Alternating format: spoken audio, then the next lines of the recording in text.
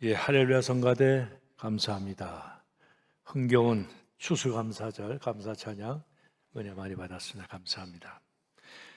오늘부터 추계신앙 부흥사경회가 시작이 되는데 11월 20일 주일에 이응삼 목사 제가 왔습니다. 그런데 여러분들이 보통 이제 외부에서 목사님이 오시면 어느 교회 목사, 미임 목사, 담임 목사 이렇게 설명을 하는데 여기 보니까 전 종의 순교자 기념사 앞에 사무총장 뭐 이렇게 했어요.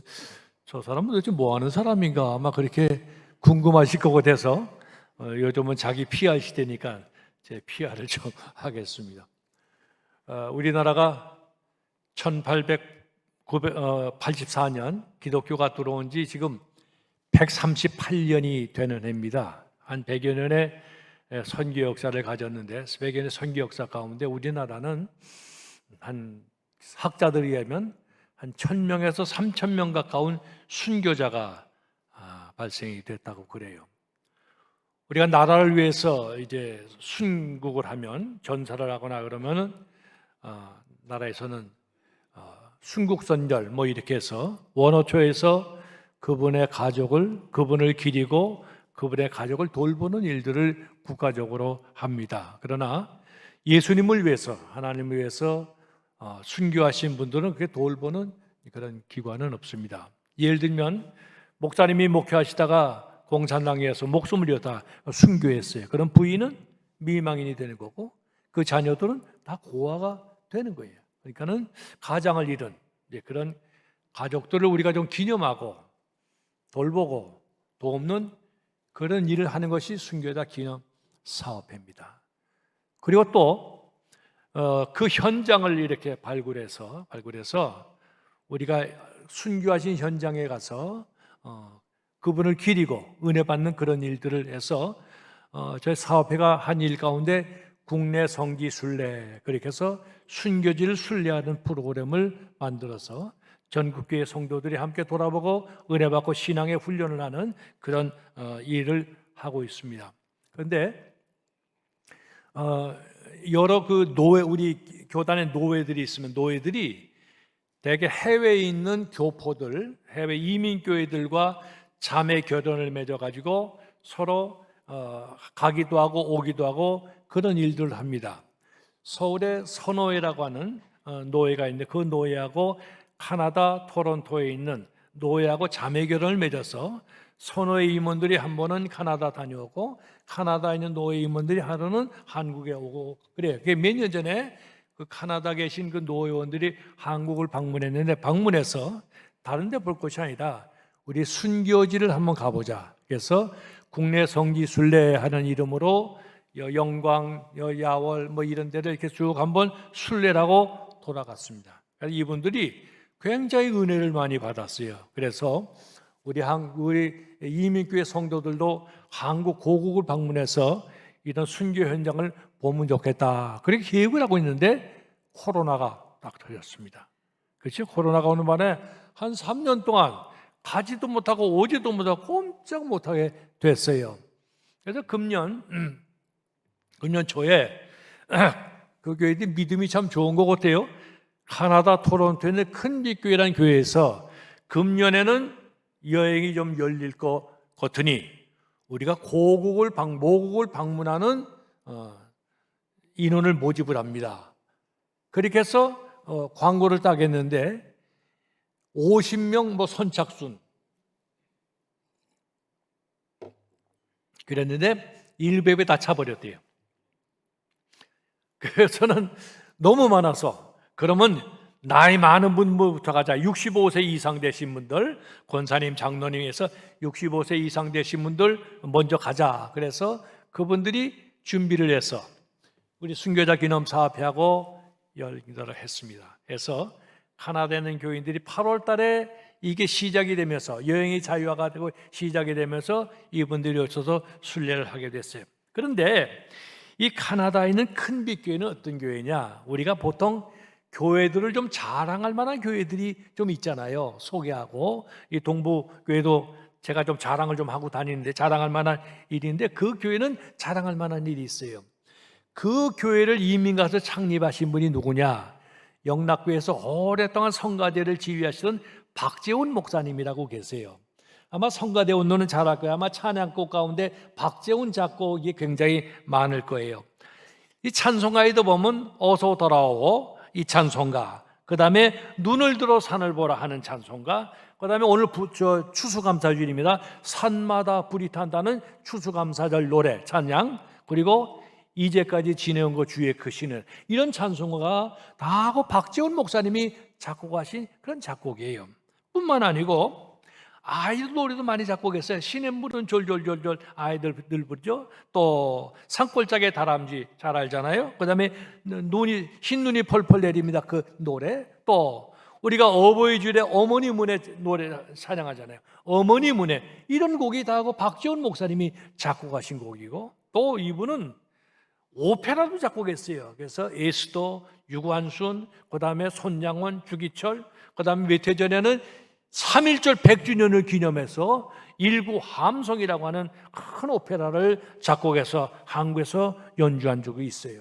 그런데 이 목사님이 개척을 하고 교회가 자꾸 부흥이 돼서 부교육자들이 와서 함께 도움해서 목회를 했습니다. 그런데 목사님은 늘 성가대 지휘가 늘 그게 마음에 들어서 일찍 은퇴하고 그 부목사에게 교회를 물려주고 너 담임 목사 해. 그리고 담임 목사라고 당신은 원로 목사로 추대를 받고 평생을 성가대 지휘했어요. 작년에 99세 돌아가셨는데 99세 돌아가실 때까지 성가대 지휘하다가 돌아가셨어요. 아주 훌륭하신 목사님이에요. 한 1000곡 중, 그래서 우리 기독교 선곡의 아버지라 불리울 만큼 아주 훌륭하신 분이 박재훈 목사님이신데, 그 목사님이 개척한 교회가 카나다 토론토에 있는 큰빛교회입니다.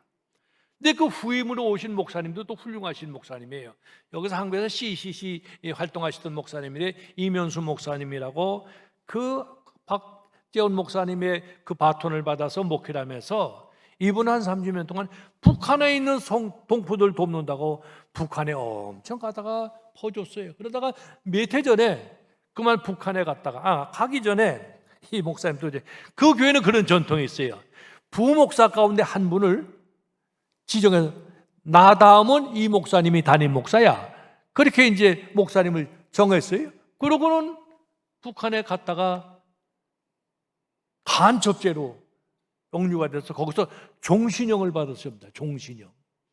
자연스럽게 캐나다에서는 그 목사님이 교회를 맡아서 잘 이 목회를 하고 계시고, 이 목사님은 3년 동안 북한에서 이렇게 억류돼 있다가 얼마 전에 이제 석방되셔서 지금 한국에 나오셔서 지금 선교 활동을 하고 계신 그런 교회입니다. 그런데 이분들이 어떤 분은 30년, 40년, 어떤 분은 50년 만에 오신 분들도 계시다고 그래요. 옛날에 그들이 카나다 갈 적에는 우리나라가 얼마나 가난했으면 어려웠습니까? 잘 살겠다고 아메리카 드림을 갖고 갔잖아요. 가서 고생하면서 이제 선거하고 신앙생활하다가 모국을 한번 방문하게 됐는데, 보통 이래 오랜만에 오면은 친척들도 만나보고 뭐 여러 가지 고향도 가보고 해보고 싶은 일들이 얼마나 많겠습니까? 그 다음에 대한민국이 얼마나 많이 발전했습니까? 발전한데도 한번 가보고 싶잖아요. 여기 새만금도 한번 와보고 싶을 것이고 저 울산도 한번 가보고 싶고, 그런데 그런 거 하지 않고 우리는 성지순례하겠습니다. 그래서 50분이 65세 이상 담임 목사, 부목사가 인솔해서 65세 이상 되신 장로님, 권사님 이런 분들이 오셨어요. 오셔서 8월 27일부터 9월 5일까지 9박 10일 동안, 우리 국내 여행 9박 10일 하기가 쉽지 않아요.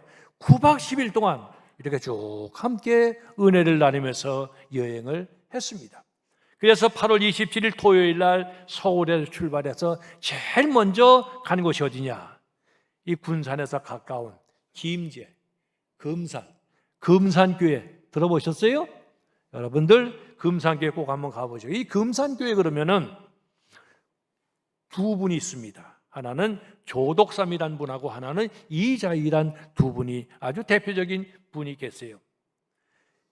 그 조덕삼이라고 하는 사람은 김제에 아주 부자입니다. 아주 땅도 많이 있고 밭도 많고 돈도 많고 아주 엄청 부자예요. 그런데 이자익이라는 사람은 고향이 경상남도 남해가 고향이에요. 가난한 농가에서 태어났습니다. 태어났는데 난 태어난 지 9살 될 때네 아버지가 돌아가시고 11살 될 때 어머니가 돌아가셔서 고아가 됐어. 가난한 집에 태어난 이자익은 가난한데 친척집을 다니면서 밥을 얻어먹다가 이 김제 가문은 이 곡창지대가 돼서 밥은 굶지 않는다는 소문을 듣고 터덜터덜 이 김제 땅까지 왔습니다. 와가지고 조독삼이라고 하는 사람의 집에 가서 머슴으로 취직을 했어요. 거기서 머슴살이라면서 조독삼이라는 사람의 말을 타고 다니면 그 말고삐를 붙들고 다니면서 마부가 됐습니다. 그러니까 요즘으로 하면 자가용 기사가 된 거죠. 그래서 부자를 모시고 이러고 다녔습니다. 그러다가 1905년입니다. 1905년 금산 마방에 앉아서 이제 쉬다가 당시 전라도 지역을 선교하던 남장로교 선교사 데이트라고 하는 선교사가 계셨는데 우리나라 이름은 최의덕이라고 하는 이름인데 그 데이트 선교사가 말을 타고 금산을 지나가다가 그 마방에 들렸어요. 그래서 마방에 있는 사람들에게 전도를 합니다. 예수 믿더라고 전도를 하는데 이 조독삼이라는 사람하고 이자익이라는 사람하고 그 예수님을 받아들이는 거야. 그래서 예수 믿기를 결심을 합니다. 그래서 조독삼이와 이자익이가 같이 그 금산에서 예수를 믿고 이제 전도를 하기 시작을 했어요. 그러다가 1905년에 전도를 받았는데 1908년에 이 조독삼이라고 하는 사람이 땅을 한 300평 내고 돈을 내고 그래서 예배당을 아주 잘 짓습니다. 그 당시에 한옥으로 예배당을 잘 짓는데 그때만 해도 남녀가 유별하잖아요. 남녀 칠세 부동석이라 그래서 남녀가 함께 예배드릴 수 없으니까 예배당을 기역자로 짓습니다. 여자들이 앉는 3칸, 남자들이 앉는 5칸 해가지고 지어요. 기역자로 예배당을 잘 지어놓고는 상냥을 올리는데 여자들이 앉는 상냥에는 한글로 상냥문을 쓰고 남자들이 앉는 좌석에는 한문으로 상냥문을 써서 그만큼 배려해가지고 예배당을 잘 지었습니다. 지금은 그 예배당이 지방 문화재가 돼서 문화재로 지정이 돼서 많은 사람이 관람을 가고 있어요. 교회가 부흥하기 시작했습니다. 아마 그 당시 기록에만 한 300명쯤 모였다고 그래요. 한 300명. 그래서 그 옆에 금산사라고 하는 우리나라 큰 절이 있는데 금산사 중들이 그 금산교 앞으로 지나다니지는 못했다고 그래. 왜? 교회가 너무 아주 왕성하고 부흥하니까 그런 얘기가 있어요. 그러다가 1908년에 짓고 1909년에 교회가 부흥하니까 이 교회에서 우리도 장로를 뽑읍시다. 장로를 뽑게 됐습니다. 그래서 다 같이 모여서 공동회라고 장로를 뽑는데 누구든지 다 당연히 생각하기를 이 조독삼이라고 하는 부자가 장로가 될 것이다 생각했는데 뚜껑을 다 겪어보니 조독삼이 떨어지고 이자익이가 장로가 된 거예요. 큰 시험 들게 됐잖아요. 마부가, 그것도 12살이나 아래인 마부가 머슴이 장로가 되고 주인 조독삼이는 장로가 못 되는 거예요. 전부 다 긴장하고 있는데 이때 조독삼이가 벌떡 일어나서 한 말이에요. 여러분, 오늘 이 일은 사람이 한 것이 아니고 하나님이 하신 겁니다. 하나님이 하셨습니다.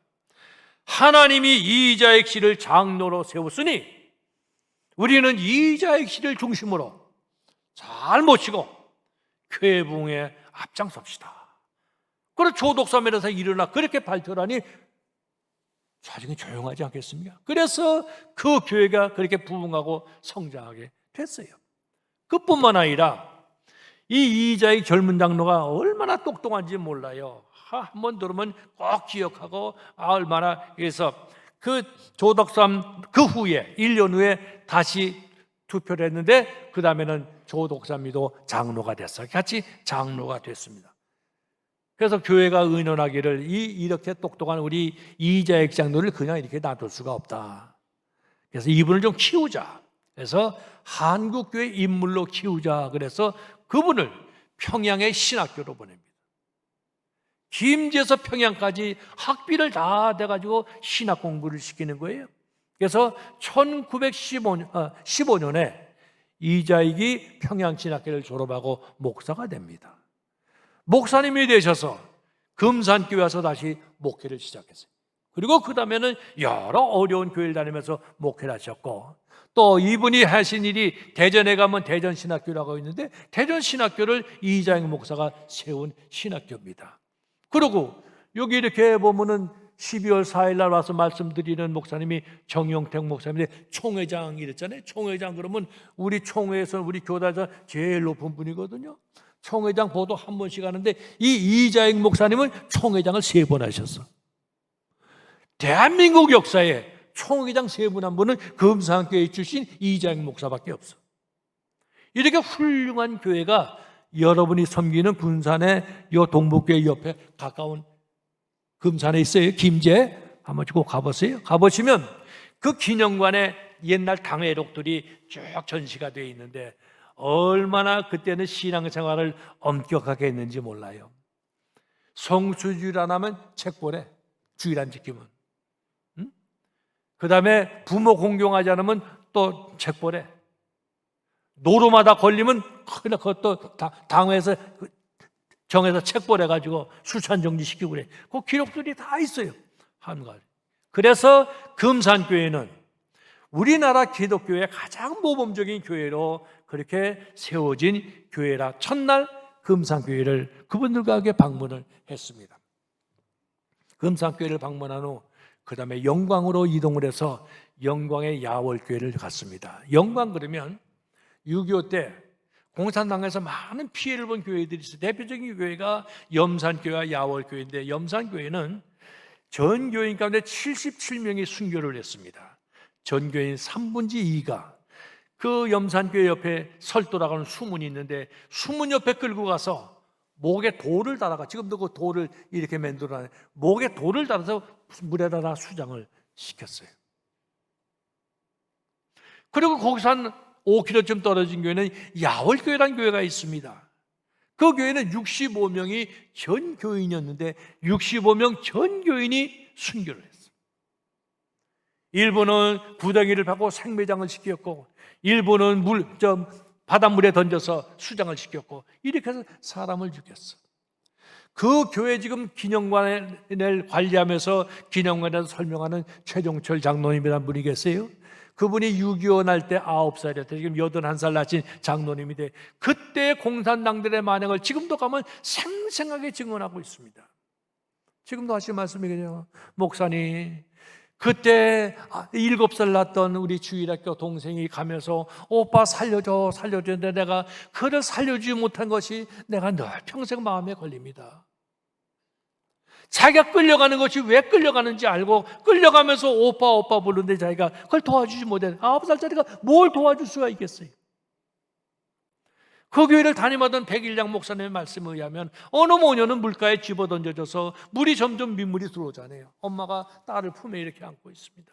딸이 엄마 보고 있다. 엄마, 물이 가슴까지 와 너무 숨차요 엄마. 그러니까는 엄마는 물끄러미 딸을 내다보면서 얘야 조금만 참자. 이제 우리는 예수님 계시는 천국에 가는 거야. 천국에. 수장당에서 갔어. 그러면 이 지역이 왜 이렇게 많은 산 피해를 받느냐? 사실은 6.25 나기 전에 남쪽에는 저 충청도 예산 출신의 박헌영이라는 사람하고 영광 출신의 김상영이라고 하는 노동당 이 간부들이 있어요. 그들이 이 양민들을 막 포섭해가지고 이 남노당을 굉장히 많이 만들었다는 거예요. 그래서 공산잔당들이 그 지역에 많이 있었다는 거예요. 그렇게 해서 그 염산교회는 지금 65명 전 교인이 아무것도 남은 것도 유품도 없이 몽땅 순교의 길을 갔습니다. 동네 소문이 났어. 예수 믿다 망한 교회, 예수 믿다 망한 마을, 교회가 영원히 없어지는 것 같았는데 그곳에 다시 하나님의 교회가 세워졌습니다. 교회가 부흥하기 시작했습니다. 기념관이 세워졌습니다. 전국의 수많은 성도들이 순례를 갑니다. 가서 그 현장을 바라보고 그들의 믿음 지킨 모습을 보면서 지금도 믿음의 그 순례 현장으로 우리에게 큰 감동을 주고 있습니다. 그래서 이 야월교회를 이분들과 함께 순례를 하고는 저녁에 목포 가서 1박을 하고 토요일날 출발했으니까 그 다음날이 주일날이에요. 주일 예배는 신안에 가서 드렸습니다. 신안 그러면 문중경 전도사나 분이 떠오릅니다. 신안선교의 어머니라고 하는 문중영 전도사님이 제일 첫 번째 1호로 세운 교회가 있는데 그것이 임자도에 있는 진리교회입니다. 임자 진리교회. 제가 3년 전 갔을 적에는 배를 타고 갔습니다. 임자교회를 방문할 때 배를 타고 갔는데 지금은 다리가 놓여가지고 지금은 쉽게 버스를 타고 갈 수가 있는 그런 좋은 곳이 됐어요. 여기는 유교가 난 후에 그 임자도의 대표적인 이판일 장로라는 분이 계신데 그 장로님이 이제 목포에 아들네 집을 방문했습니다. 아들은 결혼해서 목포 생활하는데 아들네 갔다가 이 아들이 아버지가 고향으로 간다니까 말립니다. 아버지, 아직 지금 공산당들이 지금 우리 신안에 많이 있는데 저 아버지 지금 가시지 말고 전쟁이 어느 정도 좀 끝난 다음에 가세요. 그랬더니 그 이판일 장로란 분이 야야 아니다. 내가 지금 오늘 수요일날 들어가지 않으면 우리 성도들은 예배를 드릴 수가 없어. 내가 가야 돼. 그래서 배를 타고 고향으로 돌아가. 이판일 장로와 그 교회 성도 48명이 함께 모여서 예배를 드리다가 저녁에 공산당들이 들이닥쳤어. 모든 예배 드리는 자들을 붙들어내가지고 죽창으로 찌르고 구덩이에 묶고 이래가지고는 48명을 집단으로 살인합니다. 매장을 하고. 얼마 후에 국군이 들어왔습니다. 아들 이인재도 목포에 살다가 그 소식을 듣고 급히 고향 땅에 왔는데 국군이 그 잔당들을 다 잡아서 이렇게 다 무릎을 꿇혀놨어. 그리고 그 아들에게 한 말이에요. 야, 이 사람들이 너희 아버지를 비롯해서 다 모든 사람을 성도들 죽인 사람들 어떻게 하면 좋겠는가? 재판권 판결권 내가 너한테 주겠다.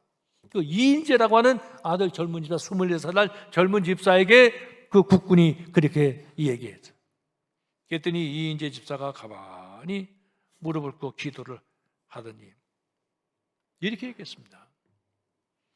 아버지가 천국에서 말씀하시는데 용서하시랍니다. 아버지가 용서하시랍니다. 예수님이 원수까지 사랑하라고 그랬는데 용서하시랍니다. 만약에 용서하지 않으면 이 피비리 나는 역사가 자꾸 반복될 테니 이거를 끊기 위해서 용서해야 됩니다. 그거 다 용서했어. 용서를 하고 그분이 신학교 가서 목사가 됐어. 그 이인재 목사가 그 임자 진리교회에서 목회를 하다가 그 지역에서는 아주 성자로 이렇게 추앙을 받던 목사님이었고 지금은 그 목사님이 은퇴를 하시고 그 아들 목사가 이성균 목사가 지금 그 교회를 담임하고 있어요. 그래서 50여 명의 캐나다 성들과 함께 임자 진리교회 가서 함께 예배를 드렸습니다. 예배 드리면서 그 임자 진리교회 역사를 다 듣고는 큰 감동의 도가니였습니다. 세상에 어찌 이런 일이 있으냐. 그 마을은 몽땅 예수 믿는 마을이라서 예수 믿지 않으면 아무것도 행색을 할 수 없는 그런 불악이에요. 그 불악이. 그래서 그곳에서 주일 예배를 함께 드리고 오후에는 증도로 이용해서 증도에서 문중경 전도사님을 만났습니다. 증도에 가면 문중경을 기념하는 거기 기념관이 있습니다. 증도의 신안의 선교의 어머니라고 하는 문중경 전사님은 어려서 소박을 맞고 목포 와서 생활하다가 목포에서 당대 부흥사 이성복 목사님을 만납니다. 이성복 목사님을 만나서 예수를 영접하고 그가 서울에 와서 성경학교를 졸업하고 전도사가 돼서 그 신안에 가서 전도를 하는데 신안의 섬이 100여 개가 된다고 그래. 그 100여 개의 섬을 얼마나 다녔는지 1년에 고무신 8켤레씩 달아 없어졌다는 거예요. 겨울에는 방 하나 없이 열심히 다니면서 그렇게 전도하시던 문중경 전사님. 그 문중경 전사님께 어려서 배움을 받던 돌아가신 이만신 목사라는 분이 계십니다. 유명한 부흥사. 그 이만신 목사님이 그래요. 우리 전도사님은요, 제가 어렸을 적에 와가지고 기도할 때 이렇게 기도했어요. 하나님, 여기는 병원도 없습니다. 하나님, 여기는 약도 없습니다. 하나님이 특별히 고쳐주셔야 됩니다. 그리고 배를 쓰다듬으면서 기도를 하면 금방 다 나았다는 거예요. 애를 안 낳으면서 애 난 집에 가서 산파가 돼가지고 애를 받아주고, 노름하는 집에 가면 노름꾼들을 야단을 쳐서 바로잡고, 이런 그 지역의 아주 지도자로서 산 그런 전사님이었습니다. 그러다가 그 지역도 또 역시 공산당들이 유교가 돼서 왔어요. 이 문전노사님도 이판일 장로처럼 목포 나갔다가 이성복 목사님께서 문전노사 조금 있다가 지금 가면 위험해 말리는데, 아닙니다 목사님, 내가 안 가면 양떼들 어떡합니까 하고 들어왔어. 와서 공산당에 잡혀가 재판을 받는, 신문을 받는 그들을 찾아가서 그들을 구하다가 공산당들이 딱 보더니, 아, 문중경 예수 새끼 많으니까 씨암탉이구만. 그냥 놔두면 계속 말을 많이 깔고 걷더니 넌 빨리 죽여야 돼, 사형. 그래서 바닷가에서 공산당에 의해서 무차별 찔리고 맞고 총에 맞아 순교의 길을 가셨습니다. 그 문전사님도 역시 돌아가시면서 기도하다가 운명하셨어요. 주 예수여, 내 영혼을 받아 주시옵소서. 요한복음에 보면은 예수 때문에 살아난 나사로 때문에 많은 사람이 나사로 때문에 예수 믿었다 하는 말씀이 있는 것처럼, 많은 사람들이 증도에 방문해서 문중경 기념관을 가보고 이 문중경 전사 때문에 많은 사람들이 예수 믿고 변화되는 도전의 역사가 일어나고 있습니다. 순교자의 피는 교회 씨앗이라, 이 더툴리안의 말처럼 오늘 성경 본문에도 순교자 스데반 집사가 나옵니다. 이 스데반 집사는 어떤 사람이었느냐? 오늘 본문의 말씀에 첫째 55절에 이렇게 말씀합니다. 스데반이 성령이 충만하여 하늘을 우러러, 그렇게 말씀합니다. 스데반이 어떻다고 그랬어요? 스데반이 성령이 충만하여 그랬어요. 스데반은 어떤 사람이냐? 성령 충만의 사람이었다고 성경은 말씀하고 있습니다. 우리가 신앙생활함에 있어서 기도하는 일, 말씀 보는 일, 전도하는 일, 봉사하는 일 다 중요합니다마는 성도들에게 가장 필수적이고 절대적으로 중요한 것은 뭐냐? 성령 받는 겁니다. 여러분, 성령 받으시기 바랍니다. 성령 받으시면 성령 충만하시길 바랍니다. 예수님께서 부활하신 후에 제일 먼저 제자들에게 주신 말씀이 있어요. 뭐라고 말씀했어요? 다른 말씀하지 않고 성령을 받아라. 보혜사 성령께서 너희들과 함께하겠다. 주님께서 말씀했어요. 주님께서 말씀하기를, 내가 항상 너희들과 있을 수 없으니 나 대신 보혜사 성령을 너에게 보내주겠다. 그러니 그가 너에게 모든 것을 생각나고 모든 것을 너에게 가르쳐 줄 테니 꼭 성령과 함께 살아라 말씀하고 있습니다. 사랑하는 성도 여러분, 성령 받고 성령님과 함께하는 여러분들이 되시기를 바랍니다. 성도들에게 바른 삶을 인도해 주시고 지켜해 주시는 분이 성령이다, 이렇게 말씀하고 있어요. 이처럼 성령 받고 성령 충만한 삶이 될 때 확신 있는 신앙인이 될 수가 있습니다.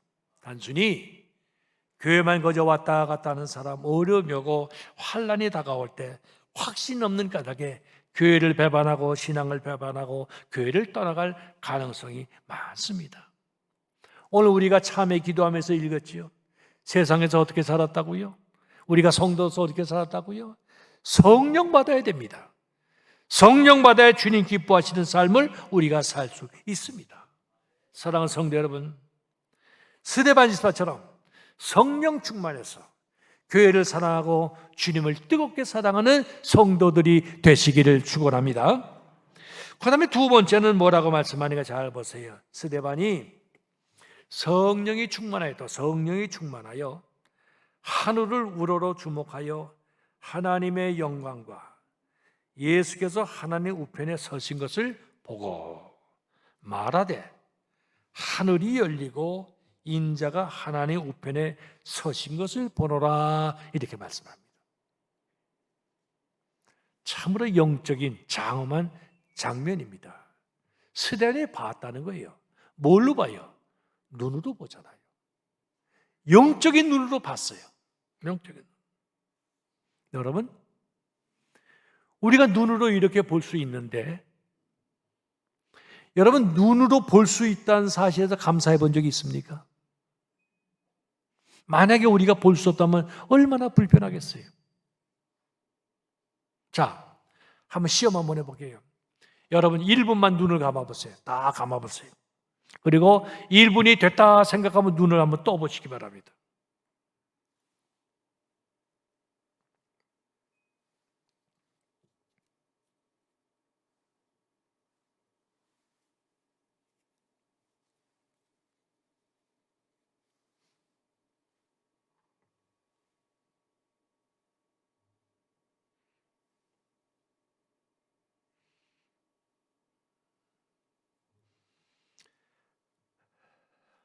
자, 이제 눈을 뜨세요.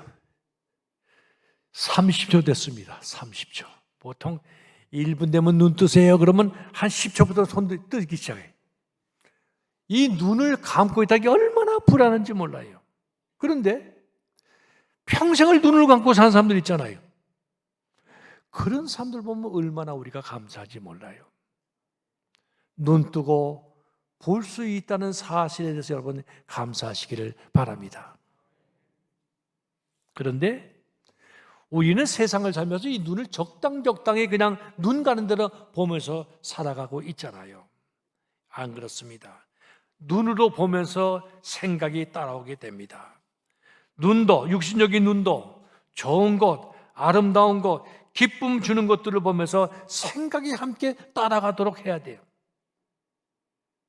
세상에 허탄한 것을 보는 것이 아니라 필요한 것. 그래서 특별히 기도하는 사람들은 영적인 눈을 소유하게 됩니다. 기도하는 사람들은 영안이 밝아집니다. 성경을 많이 읽는 사람들은 영적인 사고력이 크게 됩니다. 찬송을 늘 부르는 사람들은 언제나 흥얼흥얼 대대도 찬송을 흥얼흥얼하게 되어 있는 거예요. 언제나 스데반처럼 하나님의 영광의 하나님 우편에 서신 것을 바라보면서 영안이 열리도록 하나님의 일들을 밝게 깨닫는 성도들의 삶이 되시길 바랍니다. 그 다음에 59절 말씀을 보면 이렇게 말씀해요. 그들이 돌로 스데반을 치니 부르짖어 이르되 주 예수여 내 영혼을 받으시옵소서. 그랬어. 주님께 부르짖습니다. 주님께 기도합니다. 이 상황이 어떤 상황인가 하니 돌로 맞는 거예요. 죽음이다. 죽음이 경각에 달렸어. 그런데 죽음이 경각에 달린 이 순간에 스데반이 몸부림치지 않고 아우성치지 않고 조용히 부르짖고 기도합니다. 뭐라고 기도해요? 내 영혼을 받으시옵소서. 내세관이 확실한 사람이었다고 하는 말씀이에요. 스데반은 내 시간이 확실했어요. 인생의 마지막 생명 다할 때 이와 같이 기도해 준 사람이 정말 행복한 기독교인. 여러분, 우리의 목적은 뭡니까? 마지막 내 생명 다할 때 주님 앞에 가는 것이 우리의 최종의 목표 아니겠습니까?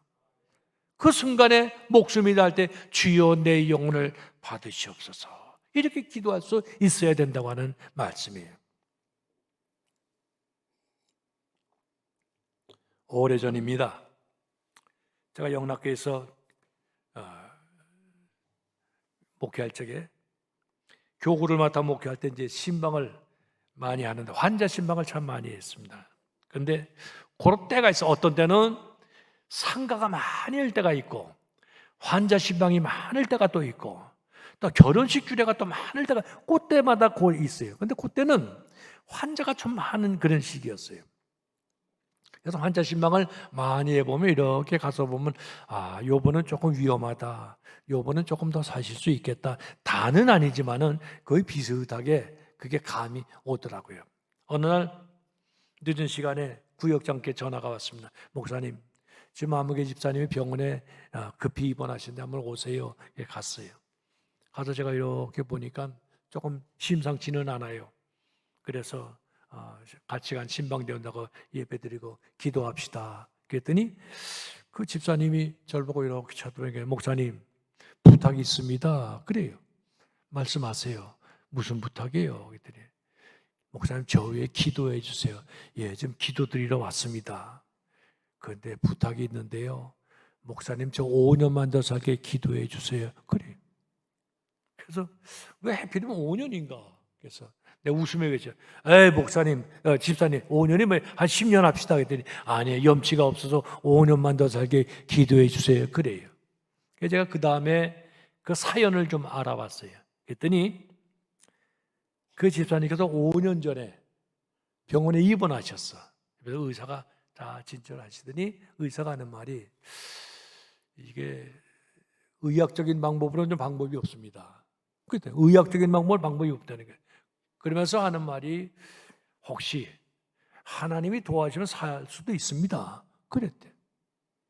그랬더니 이분이 거기에 용기를 놓고 수술을 했어. 수술하고 이제 퇴원을 했습니다. 하면서 하나님 앞에 기도하게, 하나님, 저 더우도 말고 덜도 말고 5년만 더 살게 해주세요. 그러면 지금 내가 죽으면 나는 하나님 앞에 갈 자신이 없으니 이제 5년 동안 준비 잘하고 있다. 그때는 내가 오라고 하면 미련 없이 가겠습니다. 그게 기도야. 그래서 그분이 간절히 기도해서 중환자실을 통해서 일반 병실을 퇴원했는데 1년, 2년, 3년간 동안에 전혀 관계없이 자 건강히 회복했어요. 그래서 전에는 주일 낮 예배만 살짝 나오신 분들이 저녁 예배도 나오고 수요일도 나오고 뭐 철야 예배도 나오고 열심히 신앙생활, 봉사생활 열심히 했어요. 그 세월이 흘렀습니다. 그런데 우리 사람들에겐 좀 뭐랄까 좀 나쁜 병이 하나 있어. 그게 뭔가니 작심삼일. 네. 처음에는 하나님 앞에 매달려 5년만 우리 기도했는데 하나님이 부르실 생각 안 하니까 이게 잊어버린 거야. 희미하게 세월이 갈수록 희미했는데 어느 날 하나님이 신호 보낸 거지. 딱 계산해 보니까 몇 년 됐어요? 5년 됐잖아. 또 기도할 수는 없으니 목사 보고 대신 기도해 달라는 거죠. 여러분, 이거는 사실 남의 이야기는 아닙니다. 저와 우리들의 이야기입니다. 우리가 급한 일 만나면 하나님께 기도 많이 하잖아요. 얼마 전에 수능 시험 봤습니다. 급하지요. 하나님, 우리 아들 딸 수능 잘 보게 해주세요. 우리 아들 딸 대학 가게 해주세요. 졸업하고 나니까 취직하게 해주세요. 결혼하게 해주세요. 아이 낳게 해주세요. 다 했죠. 하나님이 기도할 때마다 다 응답해 주셨어. 근데 우리는 하나님과 약속한 거 지키신 거 있나요? 그렇잖아요. 급하면 다 기도합니다. 이건 남의 얘기가 아니라 저와 여러분의 이야기예요. 바로 우리 기독교는 뭐냐? 구원의 종교입니다. 우리는 예수 믿으면 구원에 대한 확신 갖게 되고 천국에 대한 소망을 갖게 됩니다. 여러분, 천국이 있는 줄 믿습니까? 있는 줄 믿습니까? 갈 줄로 믿습니까? 천국이 있는 줄 믿어야 되고 갈 줄도 믿어야 돼. 확실하게 손들어 보세요 하면 이게 확실히 이게 돼야 되지 않습니까? 언제 그랬어요? 천국이 있는 줄 믿습니까? 아멘. 갈 줄 믿습니까? 아멘. 오늘 밤에 가실 분인데 아무것도 없어. 오늘 밤엔 아니야. 그건 아니지. 그래요. 오늘 스데반이 뭐라고 말해? 주여, 내 영혼을 받으시옵소서. 이런 자신감이 이에게 있었다고 하는 겁니다. 언제든지 이 스데반 집사처럼 주 예수여 내 영혼 받으시옵소서 이렇게 기도할 수 있는 성도들이 되어야 됩니다.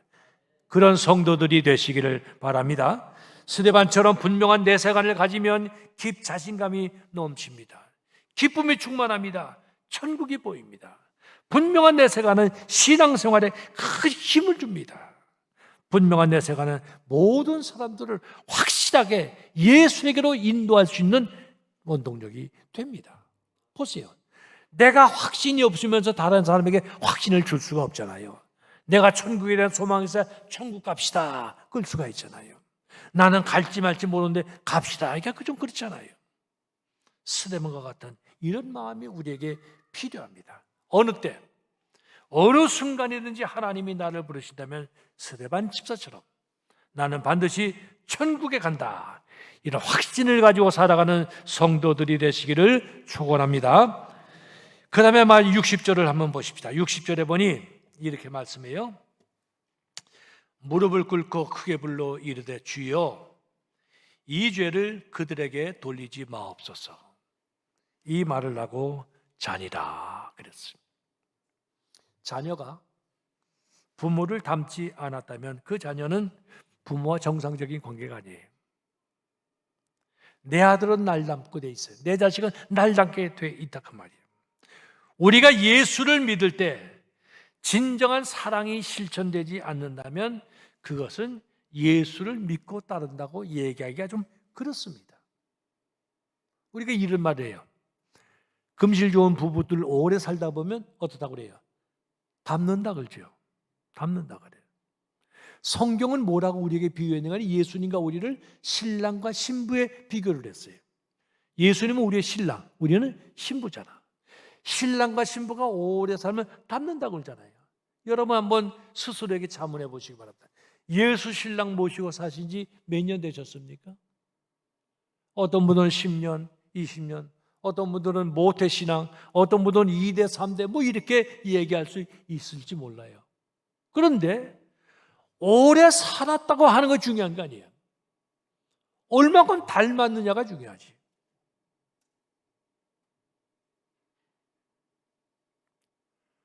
혹시 우리가 길을 가다가 이렇게 혹시 선생님 교회 다니지 않으세요? 이런 말 듣는 거하고 어느 날 열심히 늦어가지고 교회에서 성경 지키고 막 나오다가 옆집 사람 만나 어머 당신도 교회 다니시오? 하는 거하고 어느 말이 더 듣기가 좋겠냐고 말이에요. 예수 믿는 사람에게는 예수 믿는 냄새가 나야 되는 거예요. 그게 담는 거예요. 오늘 스데반이 기도하는데 그 기도를 잘 보세요. 무릎을 꿇고 불러 주여 이 죄를 저들에게 돌리지 마옵소서. 그렇게 기도하네. 이렇게 기도하신 분이 계세요. 누가 이렇게 기도하셨어요? 예수님이 이렇게 기도하시잖아요. 예수님께서 십자가에 달리시면서 아버지 내 영혼을 아버지께 부탁합니다.